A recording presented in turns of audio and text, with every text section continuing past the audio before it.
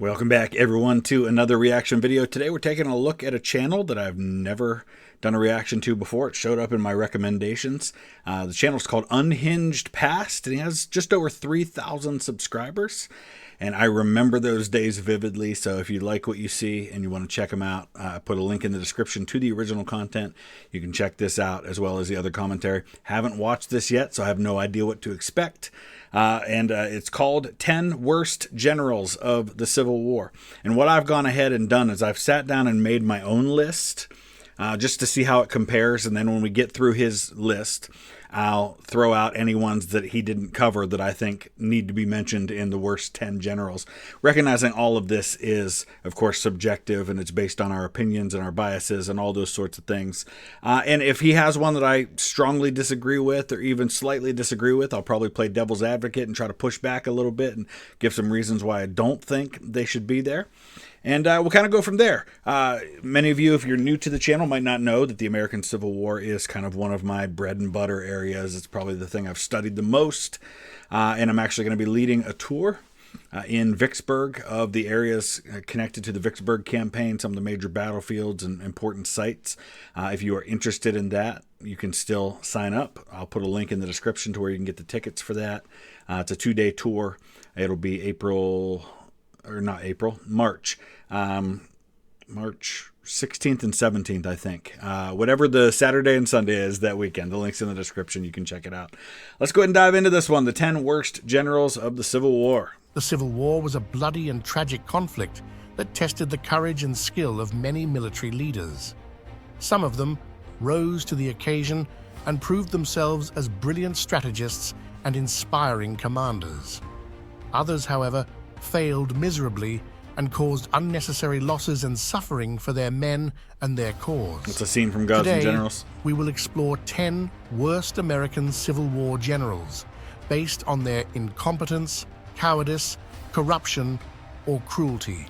Now, I want to say this up front before we get into this. Recognize that some people were really good generals at one level of command, but then for whatever reason got promoted above kind of their skill level. A perfect example of that is John Bell Hood.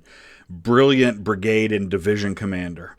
He's given a command of an army with the temporary rank of full general later on in the war.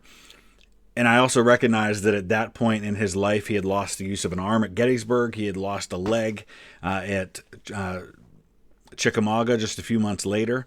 And it was after that he was given command of an army. And so maybe just those wounds alone really kind of set him off and just really drove him to a dark place. So I have a hard time, for example, putting a guy like John Bell Hood in the 10 worst because he was brilliant early in the war, really bad later in the war. Brigadier General Gideon Pillow. When the war broke out, Tennessee Governor Isham Harris promoted Pillow to Major General in the Provisional Army of Tennessee. His first opponent on the battlefield was Ulysses S. Grant, an insignificant brigade general.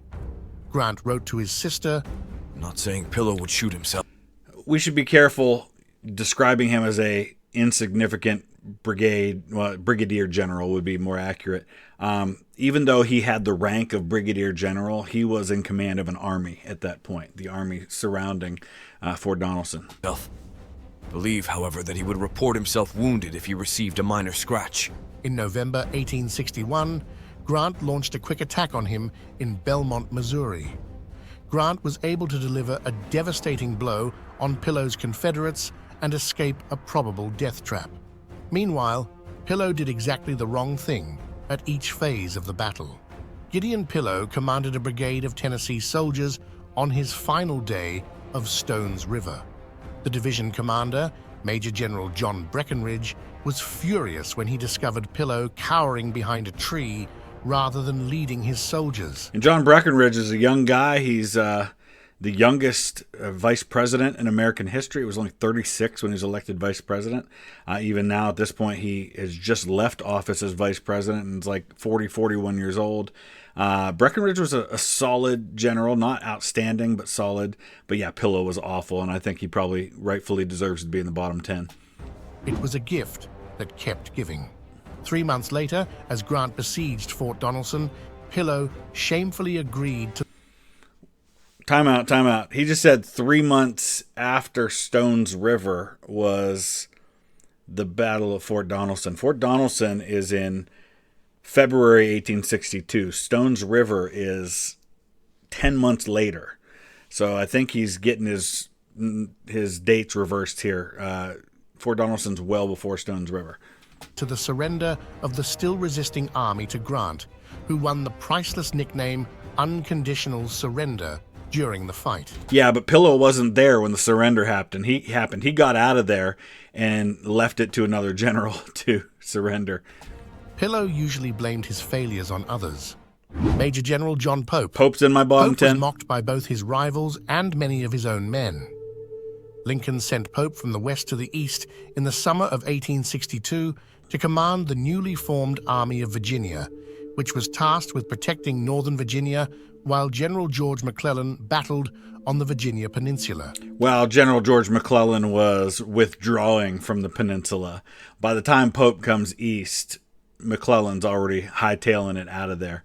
And Pope and McClellan both were two of the most narcissistic commanders when you compare their performance on the battlefield compared to what they thought of themselves.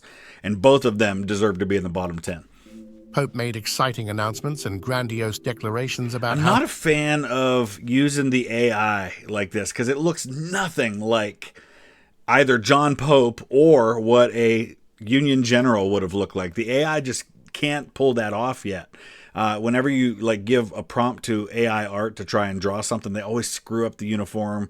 It's not good. I don't understand why people use it. He was going to change things in Virginia, which were full of self-congratulation, but showed little consideration for his opponent's military abilities. That's Pope for you. Pope believed only what he wanted to believe. This was a disastrous mistake for Pope, who was up against Lee and Jackson. The Kentuckian led his army into a trap at Second Manassas and was defeated by General Robert Lee's massive army, Lieutenant General John Bell Hood. So, I don't know why I said the death of John Pope. He didn't die. He was sent to fight Native Americans on the frontier after that. Not a good general. So I agree with his first two with Pillow and Pope. I don't agree that John Bell Hood should be in there. Until 1864, Hood was considered one of the Confederacy's top division commanders. He was. He was an excellent combat leader. And for that reason alone, you can't put him in the bottom 10, because there are definitely 10 generals in the Civil War that don't have any redeeming qualities and don't have anything to show for their service. He absolutely does. Reputation as a fighter got stronger with time. However, Hood was promoted to lieutenant general and assigned command of the Army of Tennessee in 1864. Hood was an excellent officer at the brigade. Why are we showing that's Longstreet in Gettysburg? That's not Hood. And division levels, but he had no business leading an army. Throughout the fight, Hood relied on courage and an aggressive assault to defeat the enemy. While that strategy works effectively at the brigade level, it is far less effective at the division, corps, and army levels. Hood's command of the Army of Tennessee was a complete failure. And this is actually a scene of Longstreet going to the hospital to visit a wounded John Bell Hood in the movie Gettysburg. When the situation called for delicacy and maneuver, That's Hood launched costly frontal assaults that destroyed his army's strength and morale. And see, this is why I wonder if John Bell Hood's poor performance as an army commander doesn't have a lot to do with his wounds. He is one of the few commanders who leads troops on the front lines in the two bloodiest battles of the war. Gettysburg in July of 63, Chickamauga in September of 63. At Gettysburg, he's severely wounded in the arm leading his division, and he loses use of the arm for the rest of his life. At Chickamauga, he takes a shot to the femur. I mean, it doesn't get much more painful and awful than that. And basically has to have his leg amputated right at the hip. And then he goes back into service soon after. So I just don't think his mind was right at that point. He hammered himself into incapacity outside of Atlanta Still Longstreet. while ignoring his enemy's abilities. Hood then devastated his army in a series of weird and reckless frontal assaults on well-entrenched Union troops in Franklin and Nashville. True. His tactical ineptness, one-dimensional planning, and dull-witted instincts killed the Army of Tennessee more effectively than Union gunfire and shells. Major General Ambrose Burnside. Don't agree with this either. When the Civil War broke out, Burnside created the 1st Rhode Island Infantry, which was one of the first groups to arrive in Washington and protect the capital. Burnside's failures are among the most well-known during the fight, and some regard him as one of the worst Civil War generals on both sides. I completely disagree with that. He had one, okay, not just one, but the one that everybody talks about is Fredericksburg. And honestly, his plan for Fredericksburg was really good.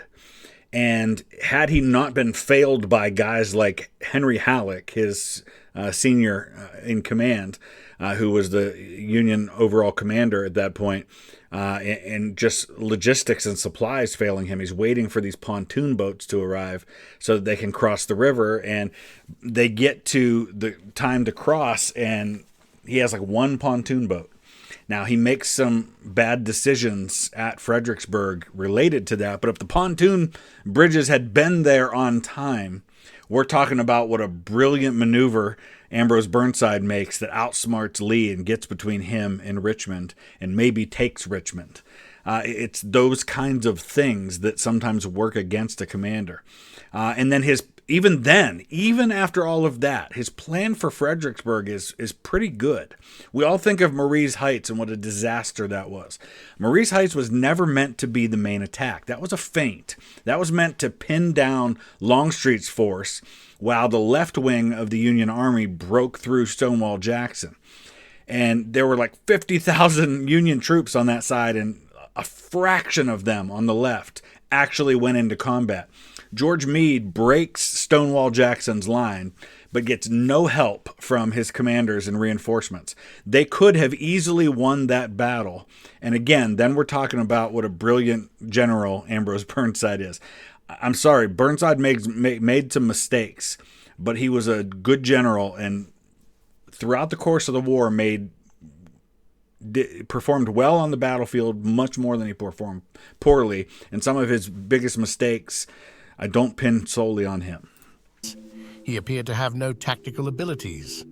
At Disagree. the Battle of Antietam in September Antietam? 1862, he spent the entire day on the Union's left flank, unable to defeat Toombs' brigade with his 9th Corps. Yeah, that wasn't his great. His failure is honored by the bridge on the battlefield that carries his name to this day.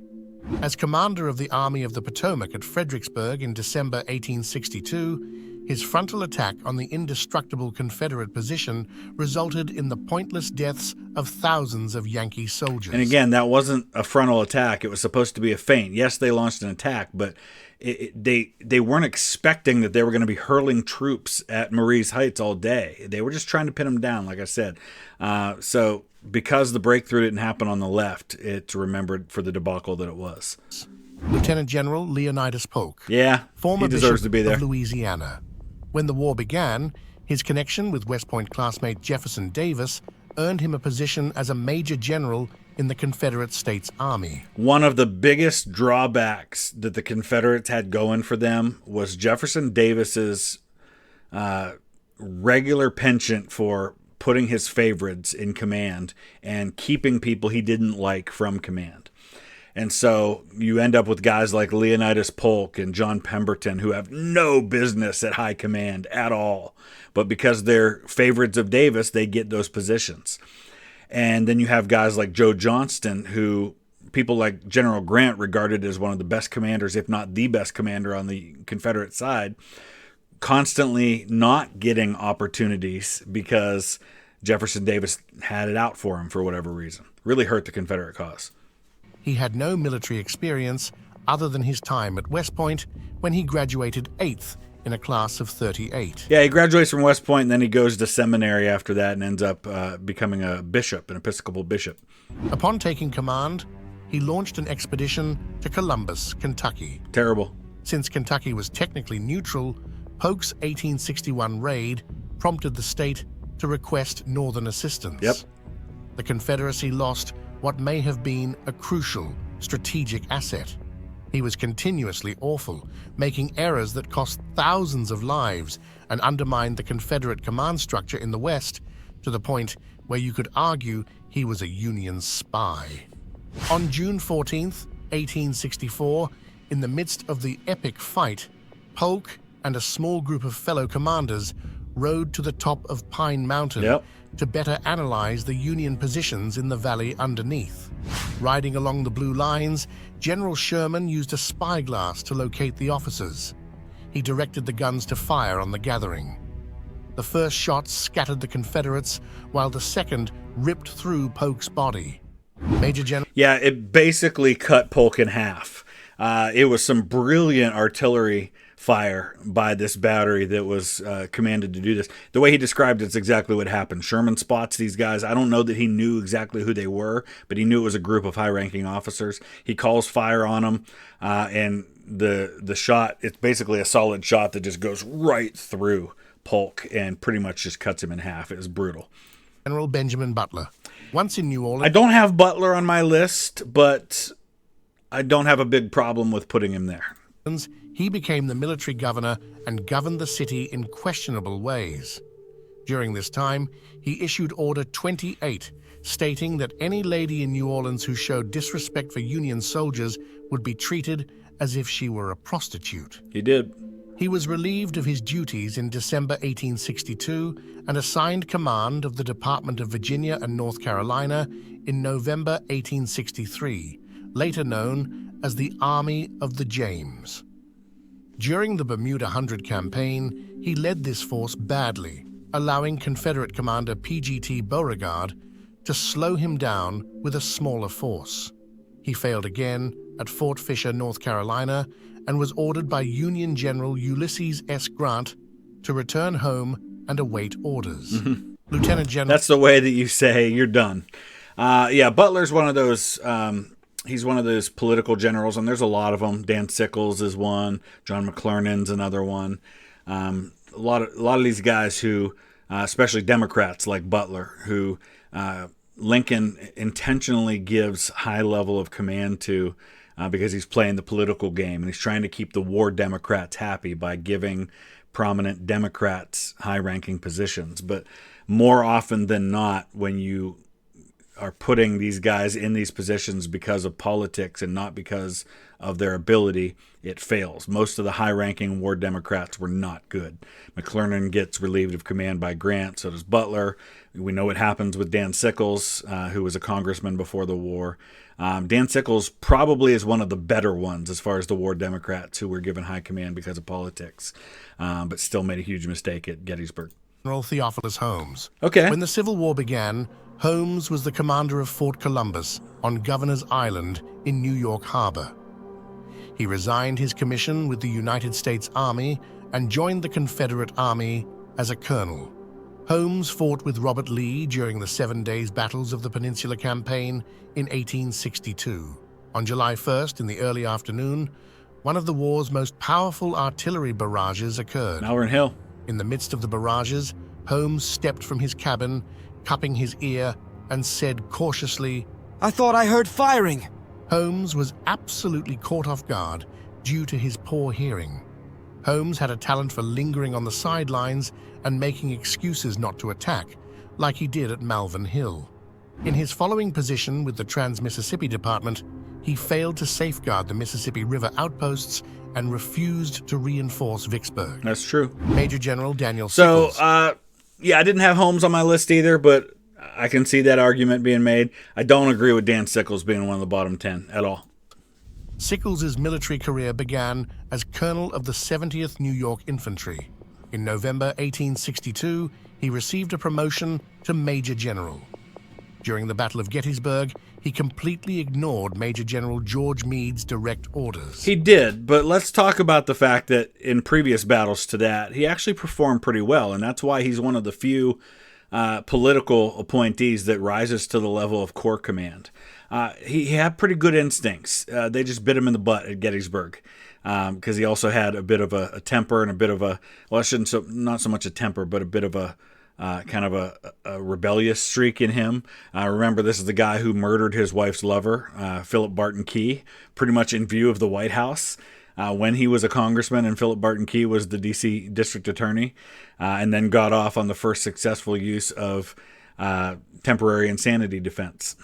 Sickles' orders were to cover the round tops on the Union's left flank, but he instead sent his soldiers... Kinda. He was supposed to hold the line on the southern part of Cemetery Ridge, and the left of his line would have been anchored at Little Round Top. I don't think his orders were to hold the round tops. ...to the Peach Orchard. As a result, the Third Corps was defeated. It was shattered. And forced off the battlefield. During the incident, Sickles lost his right leg. He did. Despite this catastrophe, Sickles received the Medal of Honor for his actions at Gettysburg. Not only was he a horrible general, but he was also a terrible person. Let us recall a few events from his miserable life. Married an underage girl half his age against... Which happened all the time at that time. I don't think we can pin too much on David Sickles, it's Dan Sickles, for that. This kind of thing happened all the time, especially this time in history. My third great grandparents, he was 29 and she was 15 when they got married. And this was in 1871. So it happened. Her parents' wishes. He had sex with prostitutes while his wife was pregnant. He murdered his wife's lover. Was a political appointee who had no military experience. Snubbed Queen Victoria while in military uniform in London. He did. He pretended to be a hero despite his failure at Gettysburg. Major General Braxton... So, I still don't think Sickles belongs in there. I think he's got enough redeeming qualities.